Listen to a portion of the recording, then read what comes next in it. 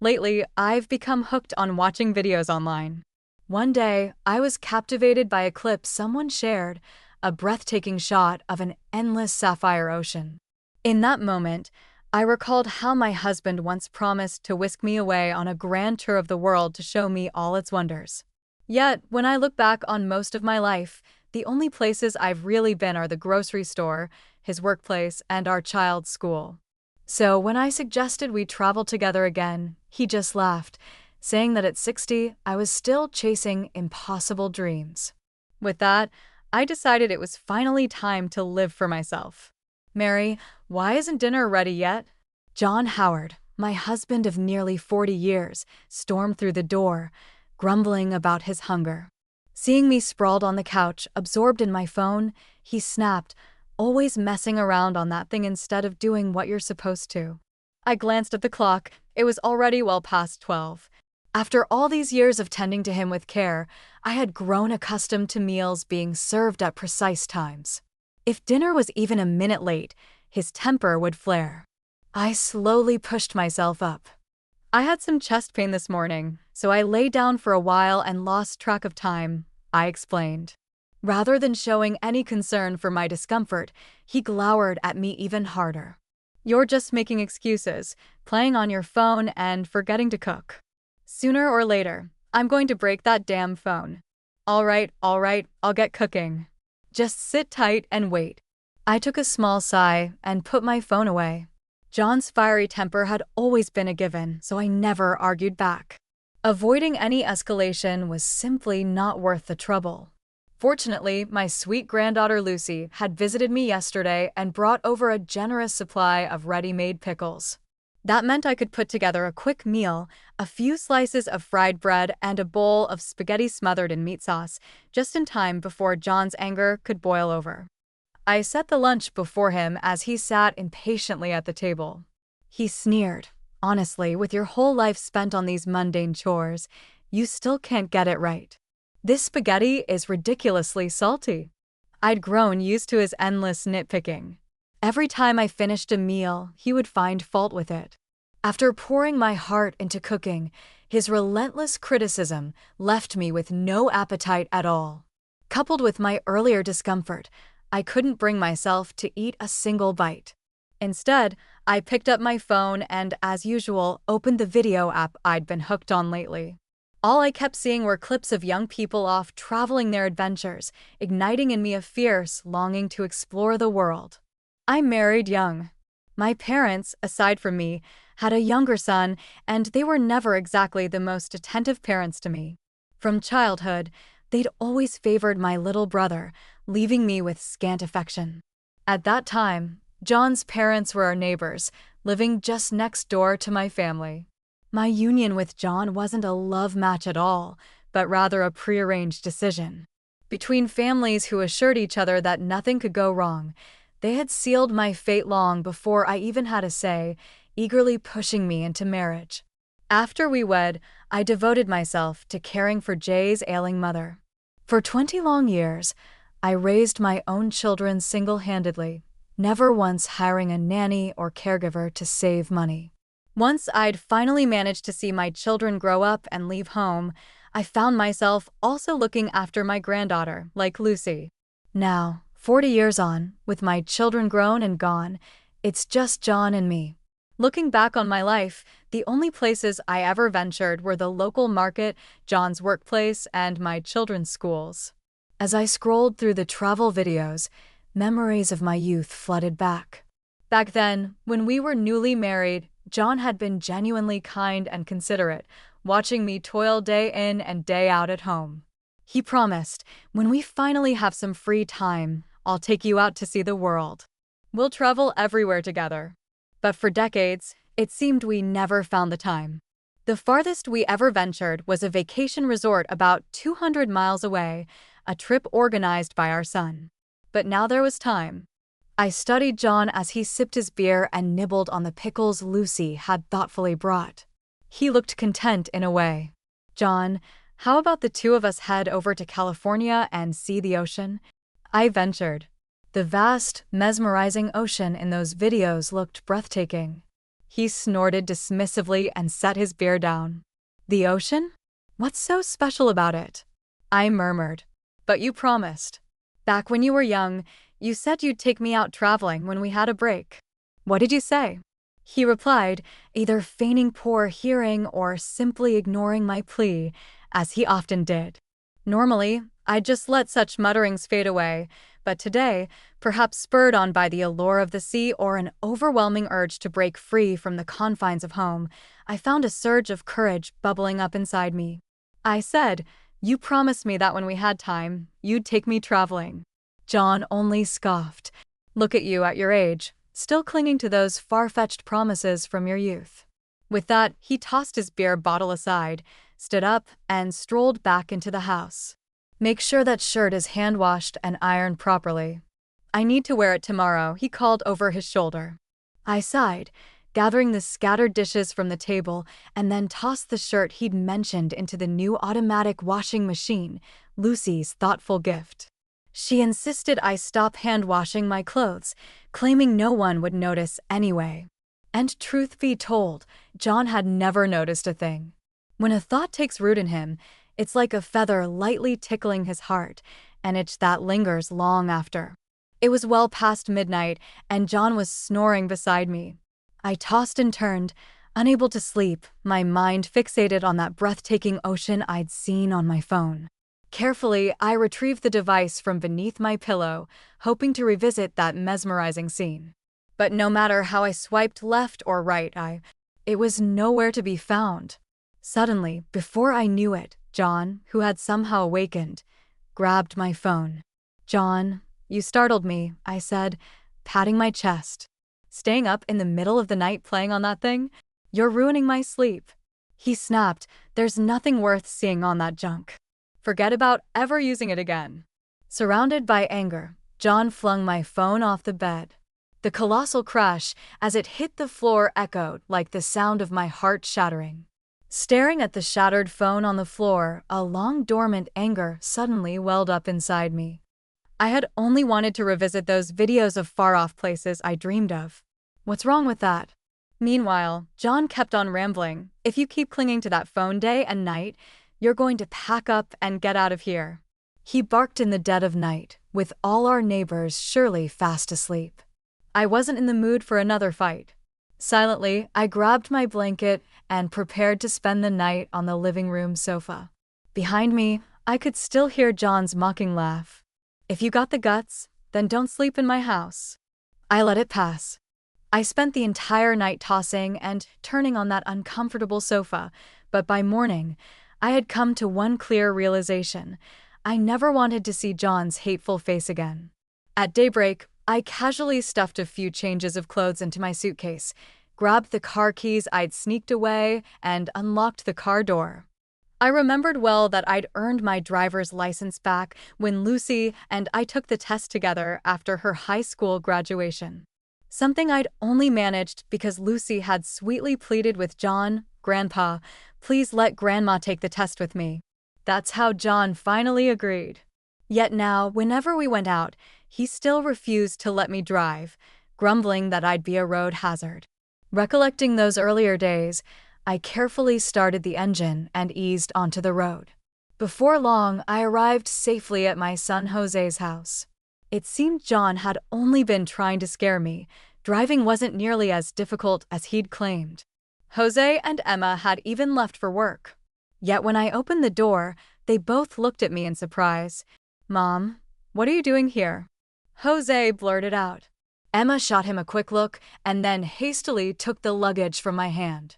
"Mary, come on in. Have you had breakfast yet?" Jose, now flustered, ushered me inside. "Mom, you never mentioned you'd be coming over at this hour. What's going on?" I sipped my hot coffee, feeling my very insides reawaken.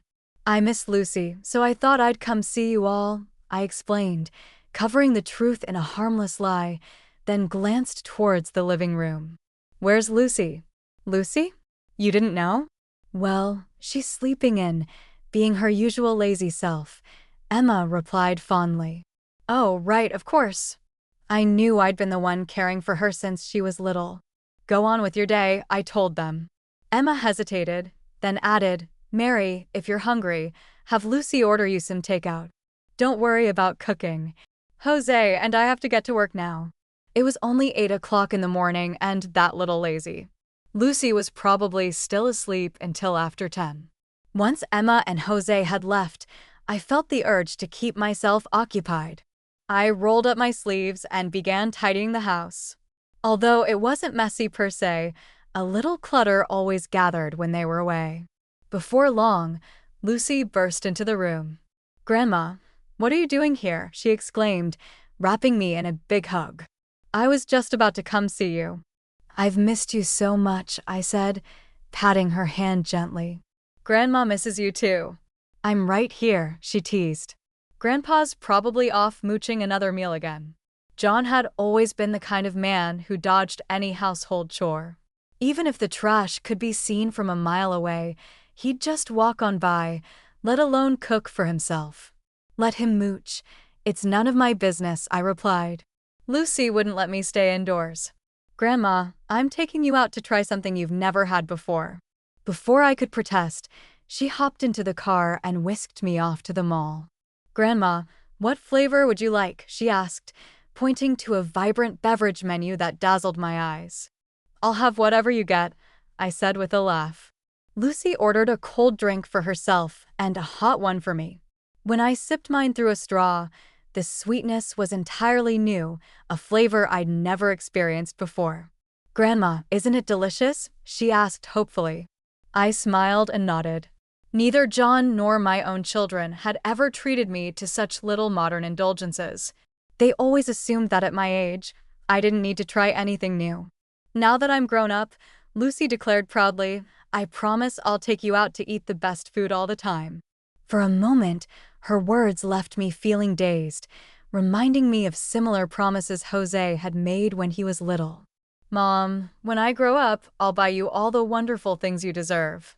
But the kids had grown busy with their own lives, focused on their little families, and I couldn't fault them. Their happiness was enough for me. Lucy, on the other hand, had always kept me in her thoughts, never letting a day go by without a kind gesture. Suddenly, the phone rang, interrupting my thoughts. It was John calling. "Lucy, Grandma, it's Grandpa," came the voice on the line. Without thinking, I muttered, "I'm not answering." That's when Lucy realized something was wrong. While we munched on Turkish delights, I recounted haltingly the events of last night. They really mistreated me. They even smashed my phone. "Grandma, don't go back home. Just stay here with me." Lucy's face burned with indignation as she squeezed my hand in solidarity. I felt a surge of warmth watching her, though a flicker of worry soon followed. Would Jose and Emma let me stay here for good? The moment I opened the door, I found Jose and Emma already home from work. "Mom, I heard from Dad. He really went too far this time. You shouldn't go back. Just stay here for a while," Jose said in a low, steady tone. I glanced over at Emma, who wore not even a trace of reluctance. At last, I felt a measure of relief. "Grandma, just stay here. I'm on leave right now, so I can be with you every day," Emma said with a warm smile before teasing. "You're such a kid, always talking like that. How could I possibly spend every day with you?" Though unease still fluttered in my chest, her good humor soon put my worries at ease. "Dad, you need to buy Grandma a new phone, a smart one," Lucy piped in, seizing the moment. Naturally, Jose couldn't help but smile as he agreed. But as soon as the new phone arrived, John began bombarding me with calls. After an endless barrage, Lucy ended up blocking his number on my behalf. "Now Grandpa can't get through," she declared. I had been staying here for a week now, and miraculously, that nagging chest pain had eased considerably. But sooner or later, that very day, just as I was about to head out to take out the trash, I caught snippets of a hushed argument by the door. "I'm so fed up with cooking for your dad," came Emma's low voice. Jose quickly whispered, "Keep it down. Don't let Mom hear. Can't you see I got stuck with extra work tonight? I'm really counting on you." Another voice added, "Do you have any idea how impossible your dad is to please? I can't take it anymore. Why don't we just let Mary go back?" After a moment's silence, Jose suggested in a conciliatory tone, "Let Mom stay for just 2 more days, and then I'll drive her home." I pretended not to hear and stepped out, asking, "You two are home already? Why aren't you coming in? What's all this about?" They exchanged awkward smiles, their discomfort hanging in the air. At dinner, I murmured to myself, "I wonder how your dad's doing." No sooner had the words left my mouth than Jose interjected, "Dad hasn't been doing too well these days." Lucy snorted, "Without Grandma taking care of him, of course he's in rough shape. Honestly, Grandma spoiled him so much. This is the perfect chance for him to learn how to cook for himself." Emma shot Lucy a sharp look. "Mind your own business, Lucy. Some things are none of your concern. Your mouth never shuts, even at the table." Lucy bristled, and as I sensed Emma might continue scolding the kids, I quickly said, "All right, let's not talk about the children at the table." After dinner, while I was tidying up in my room, I heard raised voices coming from the living area. "I'm telling you, Grandma wants to leave because you two are driving her away," Lucy accused loudly. My heart skipped a beat, and I hurried out to see Lucy, red-faced and furious, arguing with her parents across the room. Both Jose and Emma were visibly steamed. "What about Grandpa? Without him, Grandma can stay as long as she wants," Jose's voice rose. "Let Grandpa learn to cook for himself. He's an adult." Emma couldn't hold back any longer. She raised her hand as if to strike Lucy. "What are you doing? Don't get angry with Lucy." "I'm leaving tomorrow," she snapped. I scooped Lucy into my arms. Her face was flushed with worry, tears glistening in her eyes, and my heart ached for her. "I know it's hard, and Lucy isn't at fault. She was just speaking up for me. I'll leave tomorrow so you won't have to feel trapped," I assured them. Jose hesitated, then with his head bowed in resignation, murmured, "Mom, you can come back in a while." I said nothing, only nodding in acceptance. "Grandma, just wait. I'll find a place to stay for a bit, just the two of us," Lucy promised as she embraced me. "Oh, sweetie, that's an adult matter," I replied softly. Yes, as much as I despise JN, I simply cannot bear the thought of returning to that cold, unfeeling home. I couldn't put Jose in an awkward position either. Spending this time away, I hoped I'd clear my head enough that maybe JK's attitude might soften. If he were even willing to apologize, perhaps I could soldier on for the sake of the kids. I didn't let Jose drive me home. I drove here on my own, and I'd drive back just the same. In the end, Jose and Emma practically shoved $1,000 into my hand. "Mom, buy yourself something good to eat. Don't let yourself worry so much about Dad," Jose mumbled, standing there awkwardly, unable to meet my eyes. I couldn't help but notice, to my dismay, that gray hairs were starting to show on his head. With a dismissive wave, I said my goodbyes. On the drive home, I gazed out at the relentless flow of traffic. A wild thought flashed through my mind. Wouldn't it be marvelous if time could just freeze right here in this very moment? But as always, the view outside my window soon brought me back to reality. My house loomed into sight. After parking, I lingered on the front step, hesitating to open the door. With John's notorious temper, I dreaded that the moment I stepped inside, I'd be met with a barrage of shouting. My chest tightened with foreboding. Finally, after a long pause, I pushed the door open. Inside, the house was a chaotic mess, clothes scattered about and garbage left in every corner. I pinched my nose and hurried to the windows to let in some fresh air. Dust coated the floor, and the dining table, along with the sink, was piled high with used dishes. Sighing deeply, I resigned myself to tidying up. Not long after, I heard the sounds of someone getting out of bed. JN emerged and gave me a cold snort. He said nothing more, and I felt a flicker of relief. At least he wasn't yelling right away. After all, I had made his favorite breakfast. "John, breakfast's ready," I called. He ambled over, humming a little tune, and as he sat down he said, "You're coming back to serve me like a slave. You've got nowhere else to go." He said that with a smug grin. I stared at him incredulously. John, what did you just say? I asked. You don't really have anywhere else to be. At your age, running away only to scurry back here in defeat proves it, he sneered.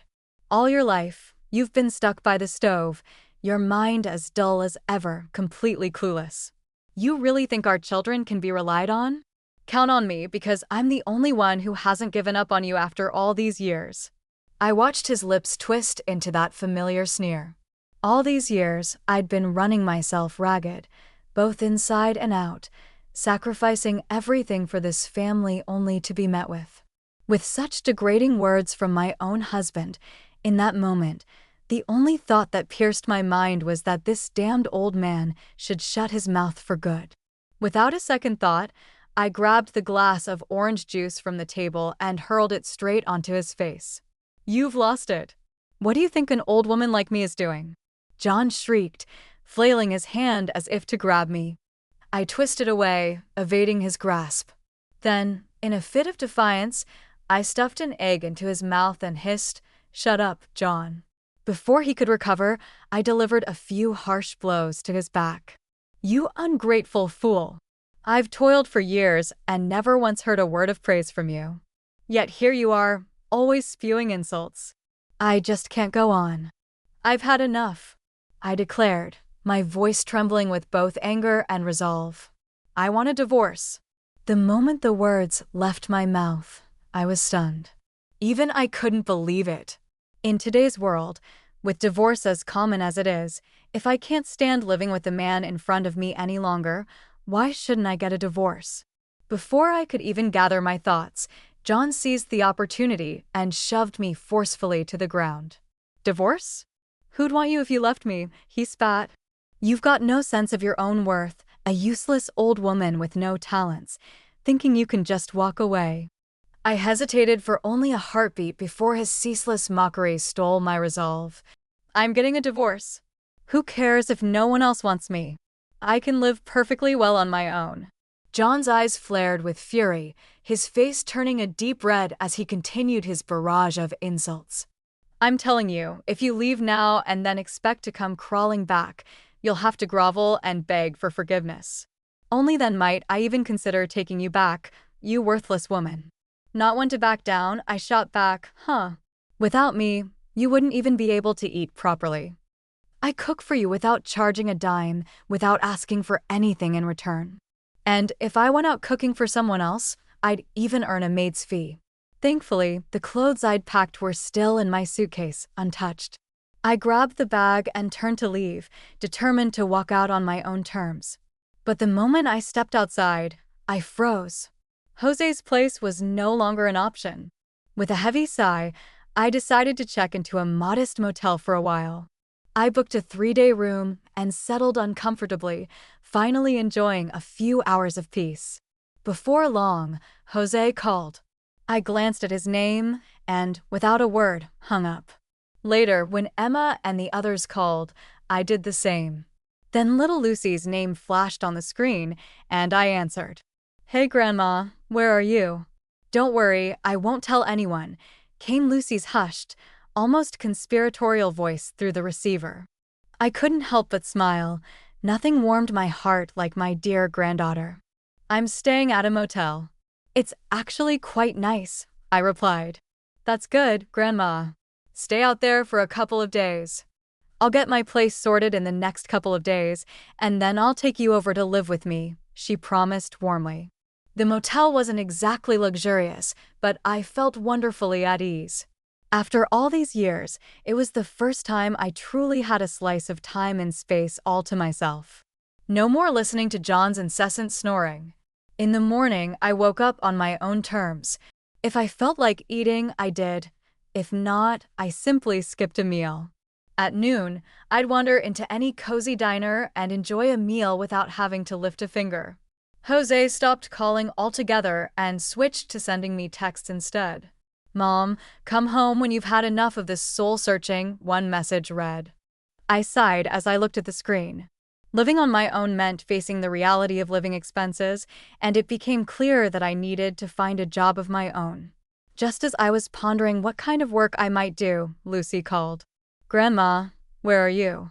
I'm coming to pick you up and take you to our place, she said. I was pleasantly surprised. Had Lucy really managed to rent an apartment? I met up with her, and soon she was driving me to her modest two-bedroom apartment. It wasn't spacious, but to me, it felt incredible, warm, and inviting. Hugging me tightly, Lucy promised, Grandma, once I've been at work, we'll move into a bigger place. Just the two of us. Overwhelmed, I clutched her close, tears of joy welling in my eyes. Yet the nagging worry about not having a job still troubled me.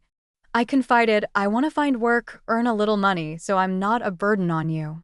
Lucy replied without missing a beat, Grandma, when I start working, you can take it easy at home. Just help me with the cooking when you're free. Trust me, it won't be any trouble. We'll have each other's company. I couldn't argue with her logic. Smiling, I nodded and helped her tidy up the new place. Am I really going to divorce your grandpa? Aren't you going to try to talk me out of it? I asked, feeling a tremor of anxiety, especially since no one in the family seemed to support my decision. Without a hint of hesitation, Lucy said, Grandma, you've spent your whole life toiling for the family. If you want a divorce, you must have your reasons, and no matter what, I support you. At that moment, my heart finally felt at ease. I confided softly, if your grandpa had taken me to see the ocean, none of this would have happened. Setting down the cloth she'd been wiping with, Lucy's eyes sparkled as she proposed, Grandma, since I've got some free time now, let's go see the ocean together. A little timid, I asked, shall we take the train? No, she laughed. We're going on a road trip. We both know how to drive, don't we? Seeing my hesitation melt away under her decisive cheer, she added, Grandma, do whatever you want. I'm right here with you. In that moment, images of the endless, serene ocean I'd once seen on my phone mingled with the memory of John's scornful sneer. A surge of courage welled up inside me. After all, why should I let John dictate where I go? Lucy and I could make our own way, just the two of us. After tidying the apartment, we also took stock of the few things still missing for our road trip. Just as we were about to head out shopping, I opened the door and found Jose standing there. Dad, how did you know that Grandma and I are staying here? Lucy blurted out in surprise. Jose didn't even answer her. Instead, he turned to me and said, Mom, Dad really needs someone to take care of him. I kept silent. John, ever the spoiled, overgrown child, had always had everyone wrapped around his finger. You've been out for days now. You need to go back, he insisted, fixing Jose with a steady gaze. I declared, Jose, I'm getting a divorce. This isn't a tantrum, a threat, or even a negotiation. It's my notice to him. I've had enough of your father. I let it all spill out. Ever since I married your dad, I've been running around taking care of him, Grandma, and you, but he's never once understood me. He says I'm nothing more than his servant, that if I ever left him, I'd be utterly useless. Jose listened in silence. I'd expected him to be sympathetic, to have some comforting words ready, but then he finally said, Isn't that how it is in every family, Mom? Can't you just stop making a scene? Besides, you've managed just fine all these years. What's stopping you now? It's only a little trip to see the ocean, right? I'll take you there right now. Once you've seen it, just come back home. Don't go causing more trouble. I stared at him in disbelief, my lips trembling with anger. Clutching my chest, my hands shook as I pointed at him, so furious I could barely speak. Lucy helped me settle onto the sofa. Dad, how can you talk about your own mother like that? She accused loudly. Jose's face burned with anger as he snapped, I'm your father. Watch your mouth. You're showing no respect for your own mother. That's like a crooked beam supporting another crooked beam. Lucy retorted, her words making Jose stomp his foot in outrage. I sat there for a moment, oddly satisfied by the scene unfolding before me. It seems parents are always helpless when it comes to their own children. Then Jose turned to me, trying to tug at my heartstrings. Look, being with you isn't even good for your granddaughter. She's about to graduate and start looking for a proper job. His words struck a chord. I had always worried that I was holding Lucy back. Noticing a flicker of softness in my expression, Jose continued, "I've already given your father a piece of my mind. Once your trip is over, you should come back home. Grandma, don't listen to him. You're not a burden at all." "I'm starting work soon and can support you," Lucy interjected. I managed a bitter smile. "Babe, I can't let you support me," I replied softly. Jose rose to his feet. "Mom, once you've seen the ocean, come home," he said, and then he left. Just like that, the good mood I'd been feeling about our trip vanished. "Grandma, forget all that for now. Let's go see the ocean. We can talk about everything else when we get back." After gathering our things and checking off the last items for our road trip, we took a day to rest before setting off. Before we left, Lucy installed a mount in the car. "What's this?" asked curious Lucy. With a grin, "This is a camera I bought just for vlogging." "Vlog," I echoed. Lucy burst into laughter, nearly doubling over. "It means recording your life on video, Grandma." "Well, why didn't you tell me earlier?" "I'd better change into something nicer," I quipped. In all my years, the only time I ever made a serious video was back when Jose and the others got married. Since then, I'd hardly taken any proper photos or videos. One must always look their best on camera. "Grandma, you look beautiful right now," Lucy said sweetly. Even though I knew she was mostly trying to cheer me up, her words warmed my heart, and I laughed. I'm too old to be beautiful now. At home, John always complained that I didn't take care of myself, and when I finally managed to put on some makeup, he'd sneer that it was a disaster, that I looked far less stylish than any other older woman out there. "Even an old beauty is still a beauty," Lucy chimed in with a playful smile. "Dad says I look just like you, beautiful, stunning." For the rest of our drive, Lucy and I took turns behind the wheel. Although it was a bit tiring, it turned out to be far more relaxing than I had imagined. Every so often, Lucy would sneak some snacks into my mouth. "Grandma, I never knew you loved snacks too," she exclaimed as if she discovered a hidden treasure. "Well," I replied with a shrug, "back in the day, things were tight. We always had to let Grandpa and your dad eat first, and we only bought what your grandpa liked." Lucy tilted her little head, pondering. "Yeah, I always hear what Grandpa likes, but I never hear anyone talk about what you enjoy." A bittersweet ache filled me. When Jose was little, I used to remind him, "Your dad works so hard to support this family. Never forget how much he sacrifices." And though Jose had listened back then, now it seemed he no longer saw or appreciated all the hard work I'd put in as a mother. Before I knew it, we were drawing ever closer to the coastline. That afternoon, while I was half asleep in the car, I heard Lucy's soft call. "Grandma, we've arrived. Let's get out." She quickly helped me with a jacket, her hands steady on mine while the other clutched her vlogging camera.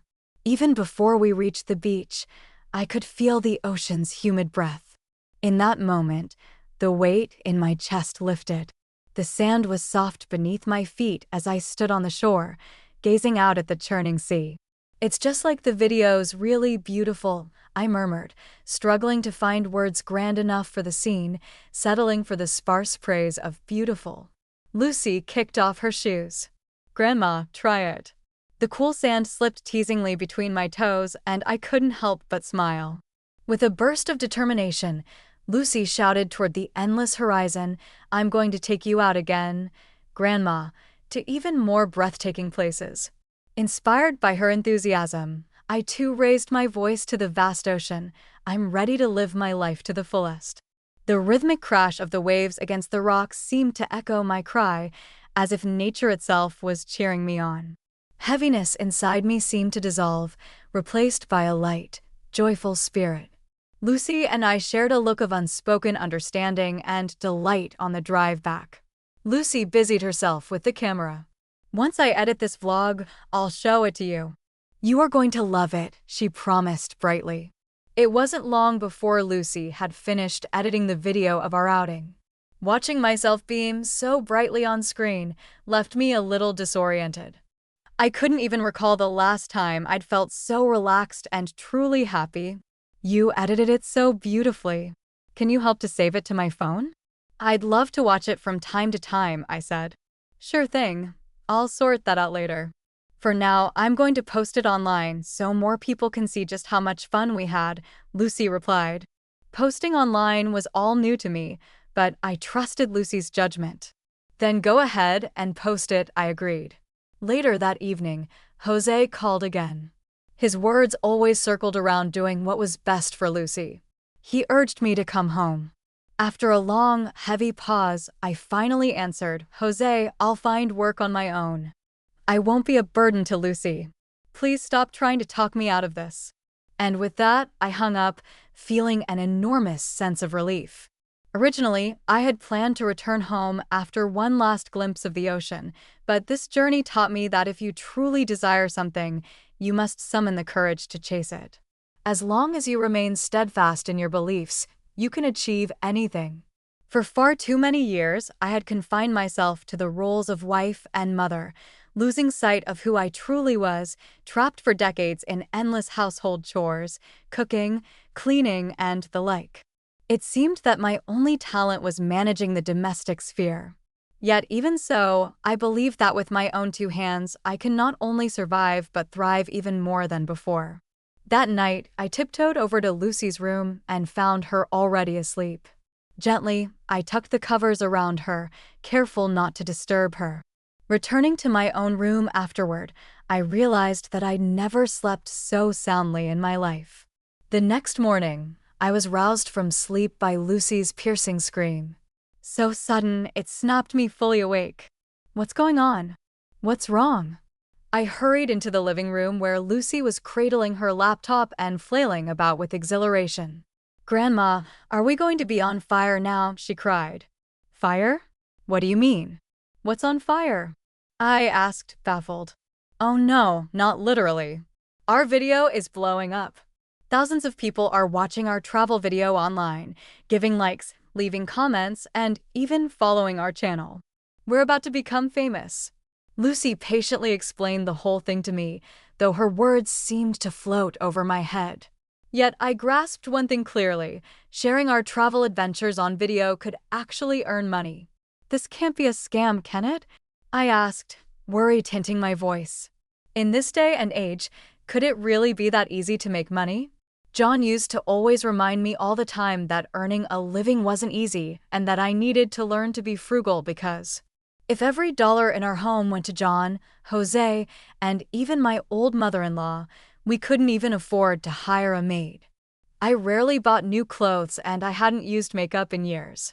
So John always complained I was nothing more than an old lady, couldn't even be compared to any other woman at my same age. No, Grandma, it's not a scam, Lucy insisted firmly. You see those bloggers on your phone? That's exactly how they make a living.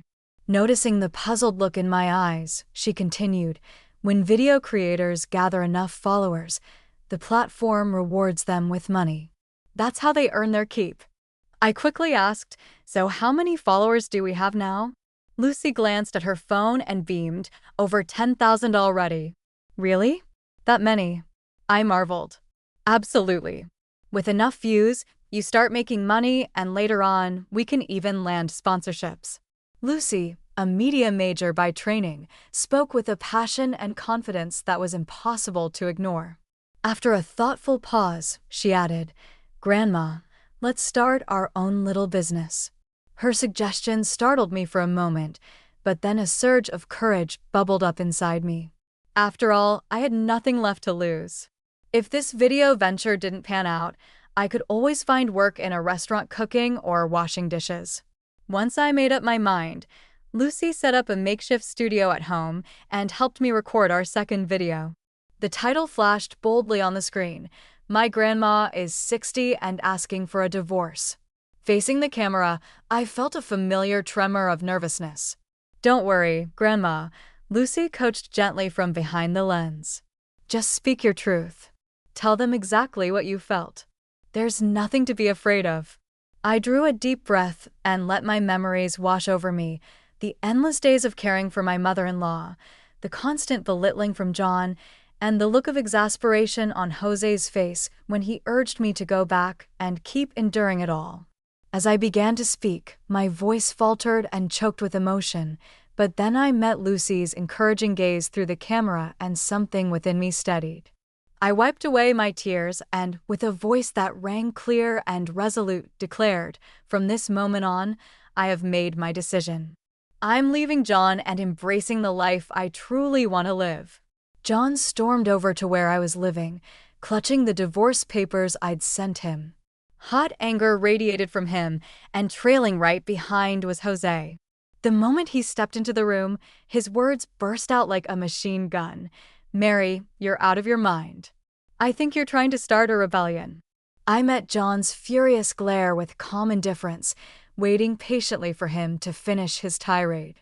When he finally paused, I said evenly, "John, just sign the papers."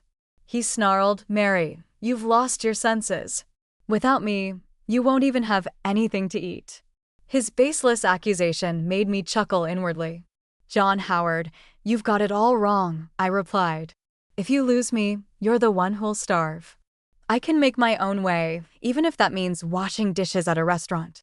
I'd still earn my keep. What about you, besides exploiting and dismissing everything I do?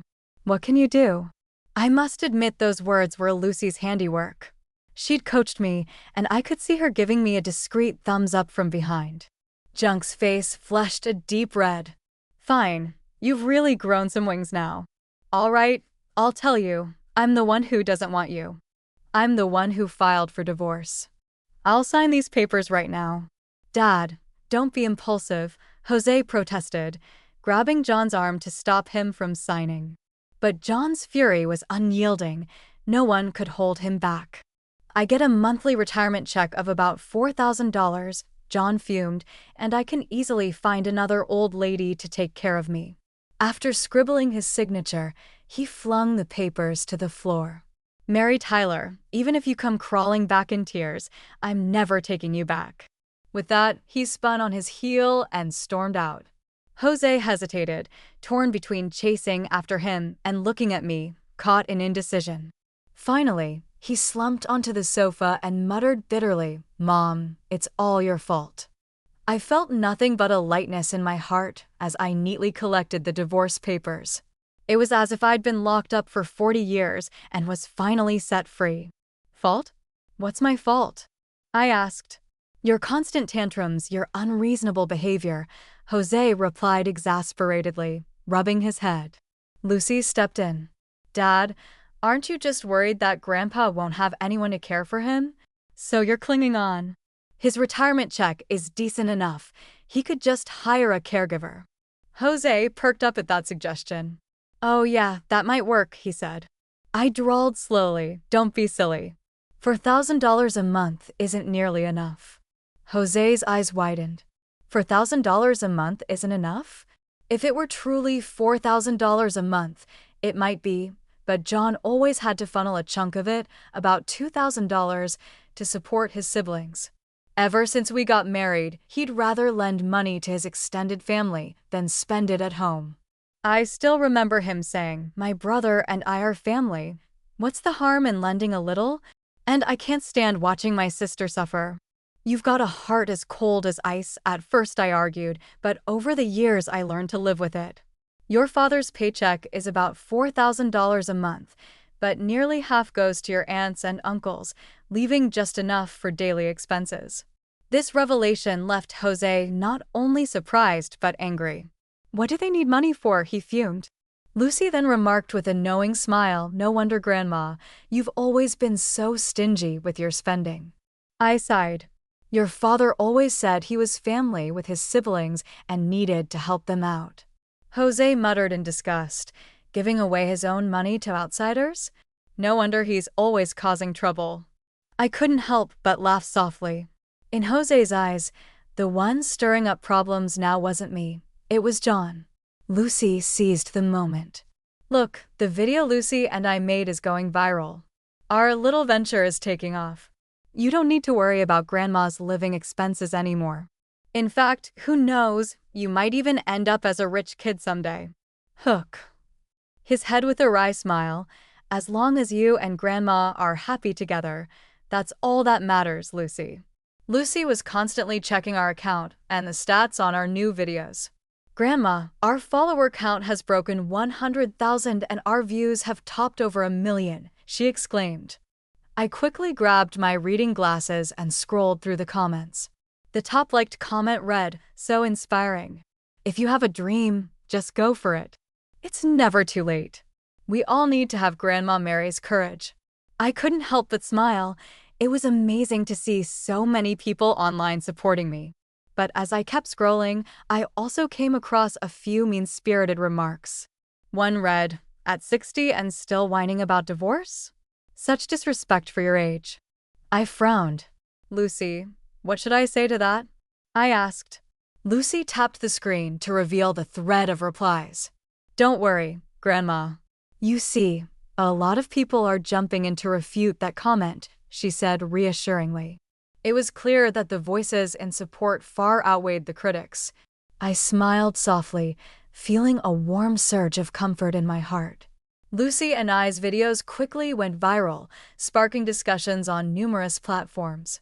Before long, we received our very first advertisement offer. On the eve of the shoot, I was jittery. "Lucy, what if I can't do well?" I asked nervously. "You're my greatest, most amazing Grandma Mary." "There's no way you can mess this up," she replied, then added cheerfully, "This pan ad is a breeze. Your well-trained culinary skills are so exquisite, it'll be a slam dunk." Her words helped me steady my nerves, and following the crew's instructions, I completed the shoot with ease. It was the first out of my life, the first big check I earned since leaving John. On the drive home, while Lucy and I were chatting about what to have for dinner, Lucy glanced at her phone and her expression suddenly changed. "Grandma, we have to go to the hospital." "Grandpa's been admitted," she exclaimed. Even though we were divorced, John wasn't exactly my enemy. The two of us rushed to the hospital in a panic. "How could he just faint like that?" I asked, concern lacing my tone. Lucy's voice turned serious. "Dad didn't say much. Let's see when we get there." By the time we arrived, John had already fallen asleep.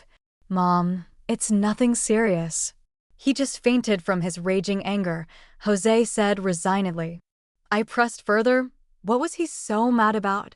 Seeing that John was stable, I felt a measure of relief. After all, it wasn't Jose or Emma who would suffer the most. After a hesitant pause, Jose finally spoke. "Dad contacted his siblings earlier today and said he's done giving money to them, but then they refused to accept that and ended up in arms because of it." I sneered. "What ungrateful ingrates." Then, puzzled, I added, "Back when times were tough, your dad never hesitated to help out. Why is he holding back now?" Jose's face turned conflicted. Emma quickly jumped in. "He's fallen for that neighbor lady, the one who lives in the same neighborhood and spends every day primping herself, but she barely even acknowledges him. Now, Lucy acknowledges him." So that lady came up with an excuse, claiming that his monthly retirement check is barely lower than even $4,000, and that since he's dreaming of dating and remarrying, John finally decided to stop bailing out his siblings. I was left speechless. "John sure knows how to make a fuss," I muttered. Lucy didn't mince her words. "Grandpa, you've really lost all decorum after all these years of treating Grandma so poorly, and now for some self-absorbed neighbor? This is just too much." Emma didn't stop Lucy from there, her face full of agreement. Then a rustling sound by the bedside caught our attention. John had opened his eyes. "Mary, so you want to come back now? Beg me and I'll take you back." John slurred, clearly out of his mind. "Dad, you're out of your mind. Mom is just here to check on you." Jose snapped, his face clouded with displeasure. He then began complaining, "You've been giving money to those aunts and uncles for years. It's normal if you stop now, but to still argue with them? From now on, let's cut ties with all those relatives." He continued, "And that old lady from next door has already moved up. Give it up already." Unable to save face, John roared, "Shut up. My money is mine to give to whoever I want." Jose's voice tightened. No wonder Mom divorced you. You brought this on yourself. I couldn't help but feel a mix of vindication and irony. I had suffered for years, and now John was the one reaping the bitter consequences. Since when did Jose stop urging me to come back? I realized it was the first time he saw there was real money coming in from the online account Lucy and I had. But life I used isn't meant to be calculated so precisely. John, I'm leaving. Take care of yourself, I said without any specific emotion. John turned his head and in a muffled tone pleaded, "Old woman, come back. I'll stop giving money to everyone else and treat you right." I waved him off, took Lucy's hand, and walked out of the hospital room. Behind me, John's muffled sobs echoed, but I refused to look back. I was moving forward, continuously away from him. Already, our account really took off rapidly, and we even ventured into live stream selling. Lucy looked at me with concern. "Grandma, if you ever feel tired, just tell me. We don't have to do live streaming forever." I set aside the notebook filled with my scribbled notes and replied earnestly, "I'm not tired. This is so exciting. Yes, life now is so much more interesting than before. I've had enough of those endless monotonous days cooking and cleaning day after day. Now I travel, shoot videos, occasionally post live streams to sell products, and share my ever more vibrant free life with my online community.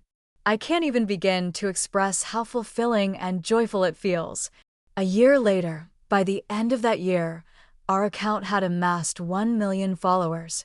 We even earned the title of Best Vlogger on the platform and were invited to attend the Creators Conference at the awards ceremony. Lucy insisted that I go on stage to receive the award. I couldn't argue with her. Gathering up my bashful courage, I donned the long, beautiful dress Lucy had chosen for me and slowly made my way up to the stage. Standing on the stage, I felt a rush of emotions as I gripped the award. Taking a deep breath, I began, "Thank you so much for this incredible honor. I never imagined that the days I spent cooking and cleaning would lead me here, to a place where I can share my story, inspire others, and truly live my life on my own terms. This award is not just a celebration of my journey, but a testament to all of us who dare to break free from the ordinary." With over 1 million followers, our community has shown that it's never too late to pursue your dreams. I owe so much to my dear Lucy, who believed in me when I doubted myself, and to every person who has cheered us on along the way. Looking ahead, I promise to keep exploring, sharing, and growing. I want to continue showing that life can be vibrant and full of possibility, no matter your age. Thank you for believing in me, and here's to a future where we all embrace change and live boldly. With that, I stepped off the stage, accompanied by wondrous applause, my heart full of hope and a newfound sense of freedom for the journey ahead. I truly believe the future of mine will only get better and better.